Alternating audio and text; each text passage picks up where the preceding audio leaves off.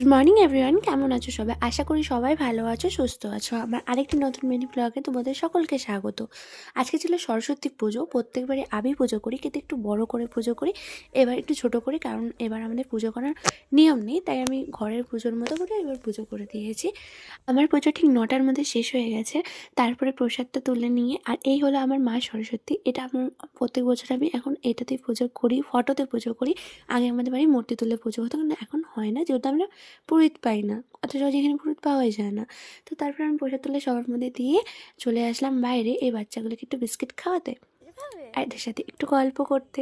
ওদের সাথে গল্প করলে সেটা তো ওরা শোনে। আর এই হলো এদের মাসি, আর আরও দুটো বাচ্চারা আছে, ওদেরকে না হয় আমি আর একটা মিনি ব্লগে তোমাদের দেখিয়ে দেবো। তারপর মা সকালে আজকে উপমা বানিয়েছিল, তো সেটা আমি চা দিয়ে কম্বিনেশন করে খেয়েছি। আমি সত্যি পাগল, আমি জানি এরকমভাবে কেউ খায় না, কিন্তু আমার ভালো লাগছিলো তাই খেয়েছি। তো বিকালে যেগুলো পরবো সেগুলো বের করে রাখলাম, আর আজ মাকে একটু হেল্প করে দিলাম দুপুরে খাবারে বানাতে।